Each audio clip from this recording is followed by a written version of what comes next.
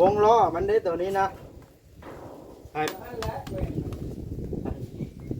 ปกติมันก็มีแถบมาได้นี่โมเห็นใช่แวนตัวนี้แล้วแวนจัดปูนนี่แล้ว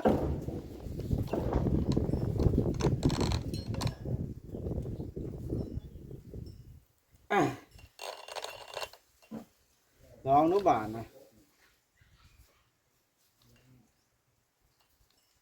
เอาสั่งไว้ยังระวังในการใช้เลื่อยไฟฟ้าแบบนี้นะอันตรายแท้ได้เอา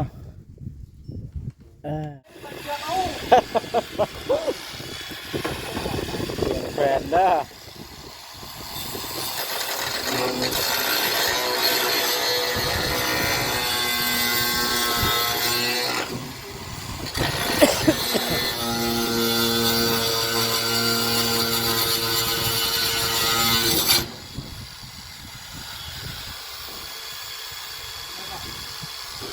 ยัง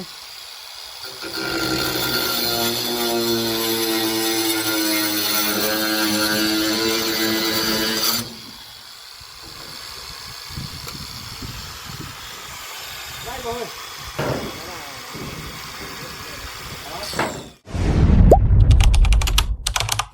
อย่าลืมกดติดตามเพื่อเป็นกำลังใจให้ผมด้วยนะครับทุกคนขอบคุณมากๆครับบาทนี่เปิดภาพขึ้น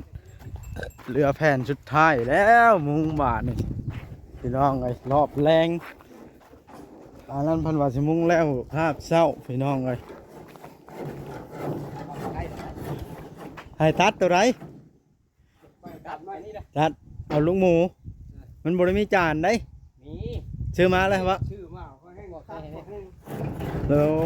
ก่อนละยังไม่ได้ตายชื่อได้จังบุษอยู่มันนะฮะมันสิใหม่ได้ใช้ตรงนี้ลุงหมูนะ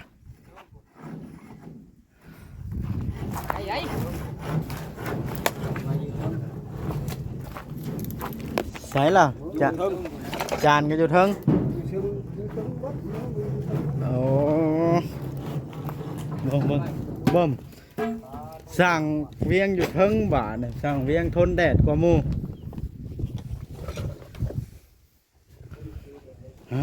ต่อสั่งเวียงก็ทนแดดแท้ฮะใส่หรอกไว้อยู่เทิงนะ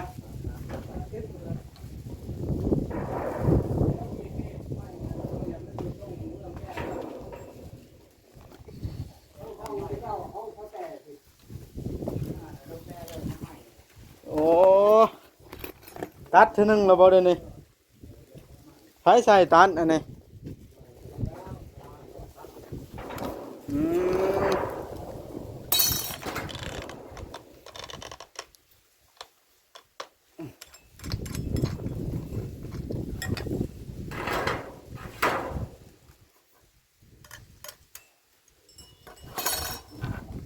วงล้อมันได้ตัวนี้นะไอ้ปกติมันก็มีแถบมาได้นี่โมเห็นใช่แวนตัวนี้แล้วแวนจัดปูนนี่แล้ว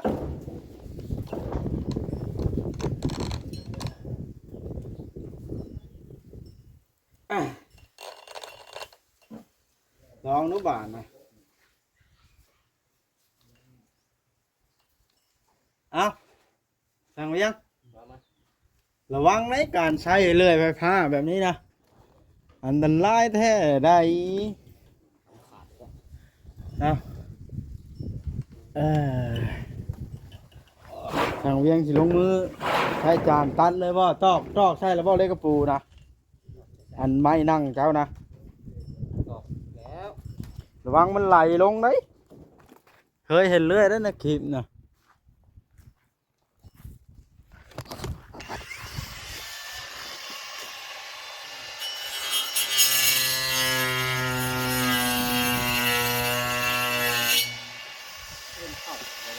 ฮะ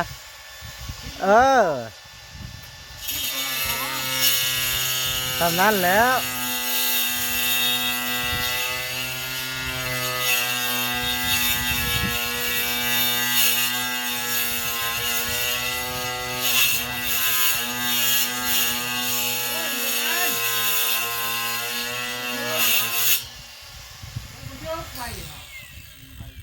ดินใบใส่ไหมเดี๋ยวมันเกาะหลังไหนเกาะมาทางหลังไหนมือถือได้แบบเขากบไหมเลยมันบุกเข่ามันก็ดังเขาจับแล้ว เอาไหมเขาว่า ปิ้นเข้าใน แม่นบ่ลุง แม่นแล้วตัดนะทีนี้ช่วยตัดถึงตรงนี้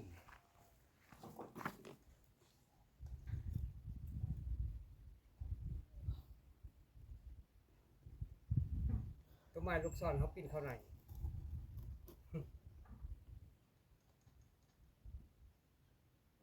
อะไรเข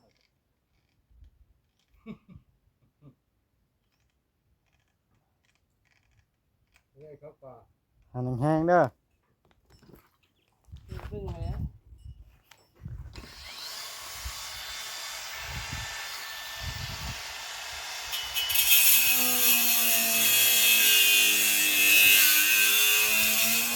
เข้าประมาณนะ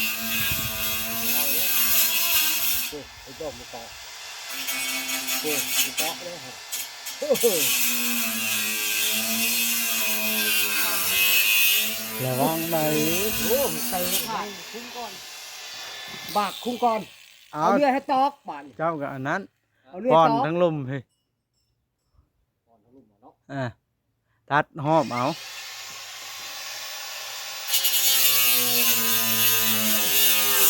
อันเด้ เนาะ โอ้ ง่ายง่ายเขาบอกมันทำเลย ของมันง่ายๆเนาะ พึ่งให้แล้ว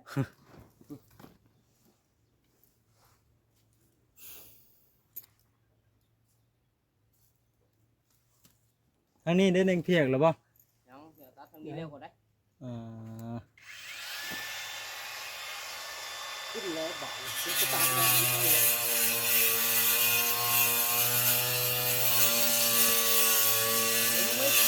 จะเข้าไปใกล้ได้ไหมตกพับได้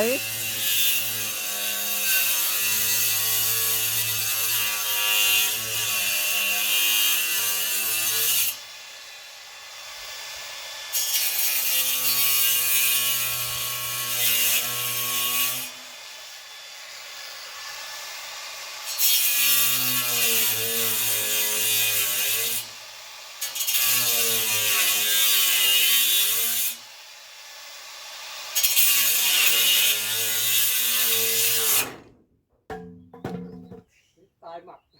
ออกตัดไปวันนี้แหละของดีของแท้เนาะ อืม เวลามันนั่งให้มันก็ตัดไปแล้วแม่นเนาะว่า เกลียนถูมันเกลี้ยงเนี่ยได้ให้มันแล้วรถเวลาเขาตอกมันอย่างอันนั้น เขาแจกหมัก อืม เพื่อนไปเพื่อนเขาแต่เขาก็ได้ แต่ซ้ ลงพักเหรอโอ้ย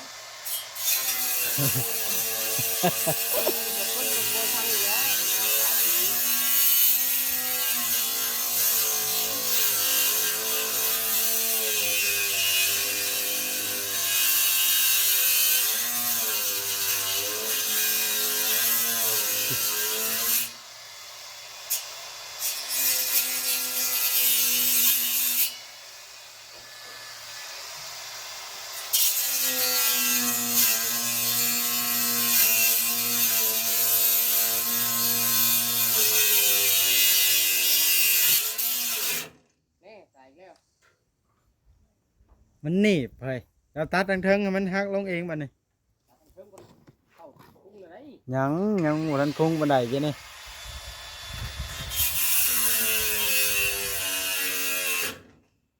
มันฮ้อนมันละตัดเด้ เดี๋ยวนี้เดี๋ยวนี้เดี๋ยวนี้เรา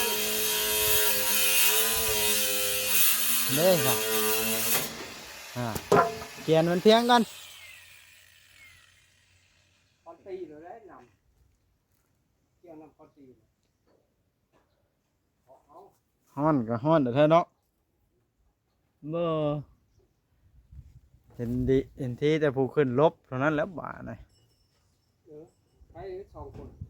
ฮะ คนหนึงเหยียบเบื้องนั้นคนหนึงตอกเบื้องนั้นตอกเบื้องนี้บุมปั่มบุมปั่มบุมปั่มนั่นแหละเนาะ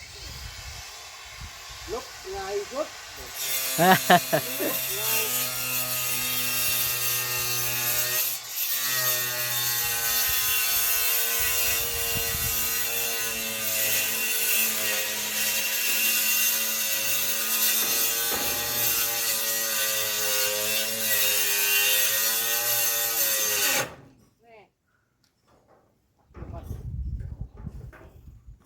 แม่นท่านมันอยากเบิดบ่เปลี่ยนก้อนมันใช่เหิงละตัวน่ะแต่เช้าพอ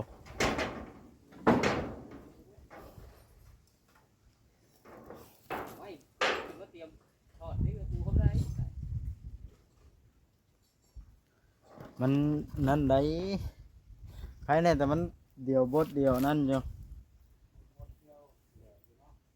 อืม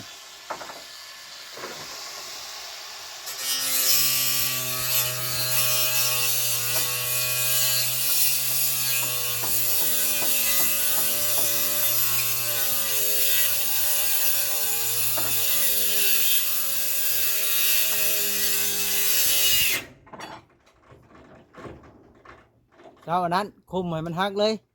เจ้าเน้นอันชนไม้อะนะ ดึงไป18หัน ดึงไม่ได้ดึงมันจะจับ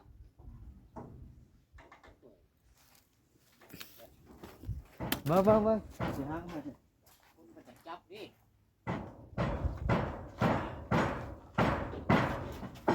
ได้สิฮักไว้เด้อ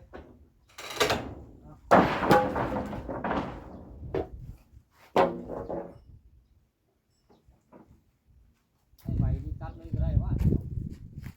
ยองไปเลย ได้แล้วมันหักอันบ่เบิดลุยเลยมันน้อยเดียวนะ ได้ไหมกันแล้วเปลี่ยนให้เปลี่ยนก็เลยบอก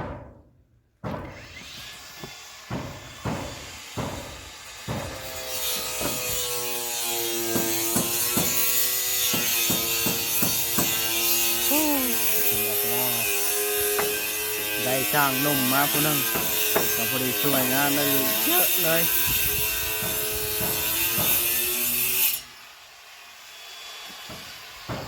เอาเลย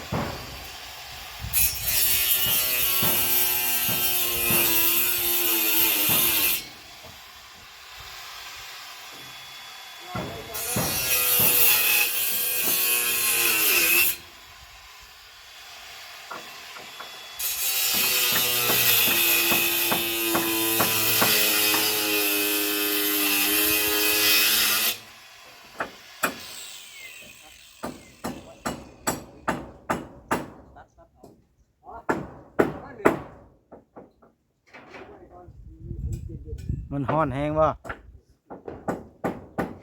คนนู้นแหละมันเย็นแล้วบ่กินแล้วบ่ได้คลิปเนี่ยเอาวิธีตัดแทกแต่นี่เห็นว่าต่ออยู่ลมเนาะ ฮะเออ ตัวใดจะฆ่าตัวนั้นบ่ นี่แหล้วต่ออาหารเหรอคุณมาต่อยานนี่ ต่อตัวนี้แหละเนาะ ต่อยานส่วนตัวมันนั่นทำสิต่อง่ายแล้วว่า กินแล้วว้า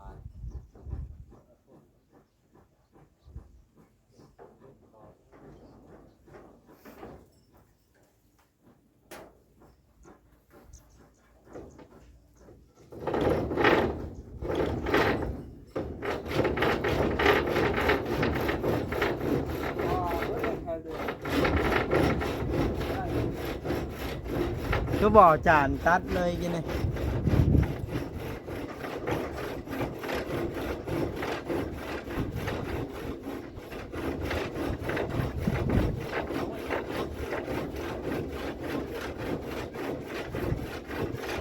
นี่เราพี่น้องไปสร้างเลี้ยงเพิ่นกัน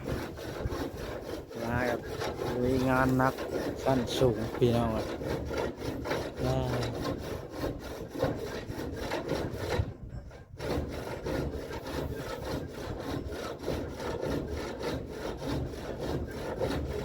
การสุดท้ายนี่มันสิลำบากกว่าหมู่พี่น้องเลยมัน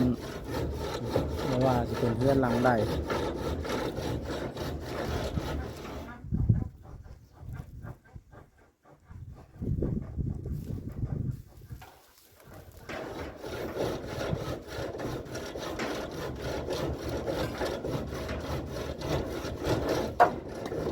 อันเยินลูกหมูขึ้น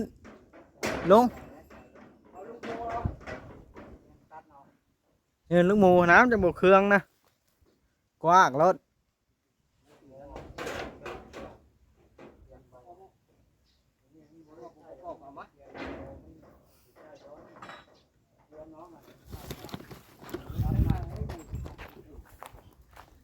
ย่างขึ้นแบบเท่ๆอีกก่อน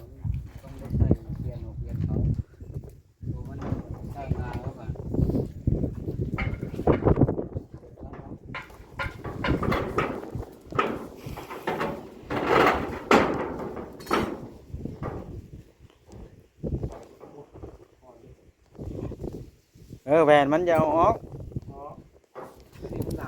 บ่มันบ่ถือกันคันบ่เอาแหวนออกมันบ่ได้เด้เอาใช้แหวนนะ นี่เว้นมาแล้วนี่ โอ้คือการ ใช่ วง คำบ่ใช้แหวนมันสิเคลื่อน เคลื่อนตีงแล้ว อ่า วงมันเสมอกันโลดโอ้อาจารย์อะไรหรอกมันเดี๋ยวเดียวกันนี่เดี๋ยวนี่คือฟ้าเสียงบ่ถึงหมอง มันบดลงแหวนแล้ว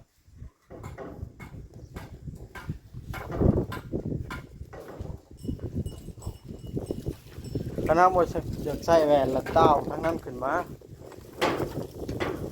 บ่ได้ใช้แหวน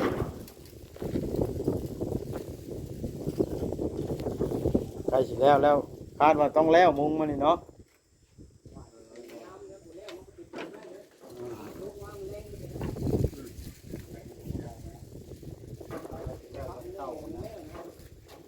มันเดี๋ยว ไอ้ ว่าได้ เอาตัดอีกทีบริษัทเลย เบิ้งก่อนสิหันมาเบิ้งหน่อย โอ้ย ชกขาก่อนเนาะ ลูกกับลูกมันได้อยู่นะ ล็อกอันนี้แล้วเอาหันแหวนใส่ไปทีนั้นอันนี้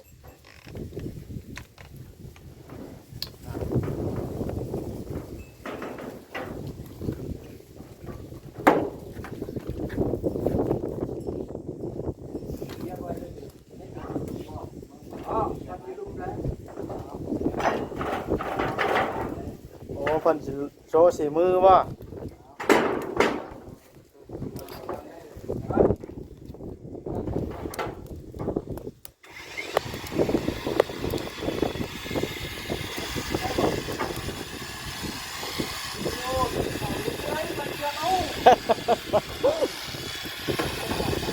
แฟนเด้อ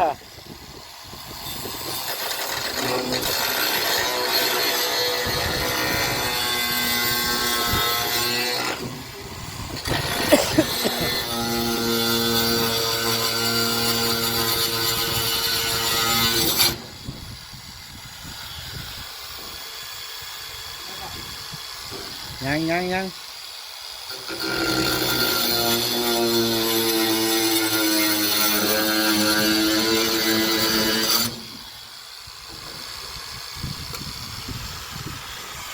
ได้บ่เฮ้ย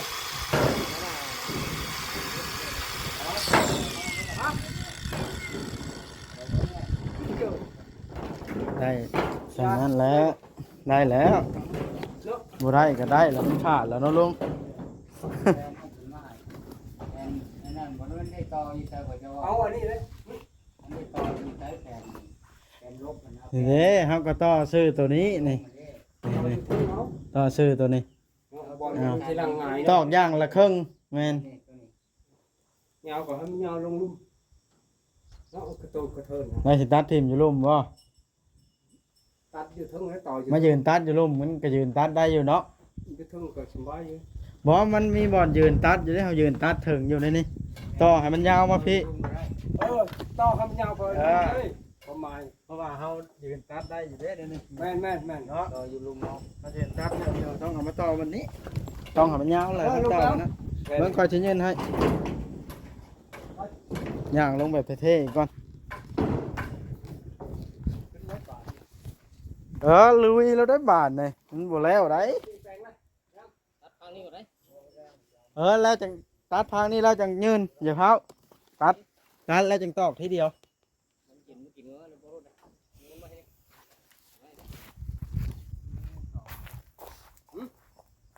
ตัดทางนี้ก่อนได้ ตัดทางนั้นก่อนอย่าเผายืนมันสิแตกนะลูก ตัดทางมันเลี้ยวทางนี้ก่อนได้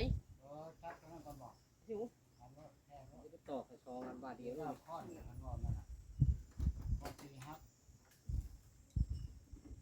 เจอของวีเฮ็ดด้ามมันถ่าไว้ดูแล้ว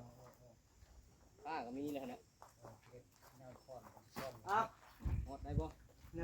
2 3อันนี้ฮะ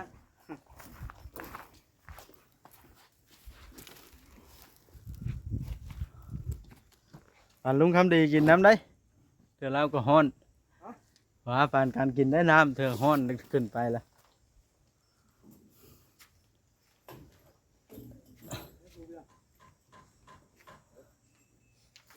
เอาค้อนตีเลาะตอกกันได้ชนมันให้มันเพียงกัน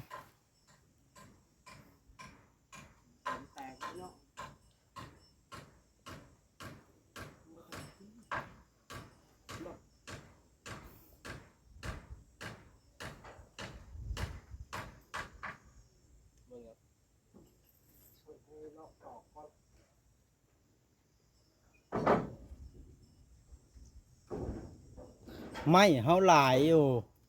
บ่ได้อันเอาขึ้นไปตอกเฮ็ดห่างมุงรถแผ่นสุดท้ายเดี๋ยวจังบ่เสียวเนาะเดี๋ยวป้อนออกมาทีนี้ก็ป้อนมาเอาขึ้นกาดตีใช่เนาะย่างบัดนี้เอ้าไม้บักหลายๆหั่นน่ะนี่เป็นไม้ใหญ่ๆบ่เสียวกับการตกอีกอันนี้ย่านแท้ๆได้มุงแบบนี้นะสิบอกให้นะ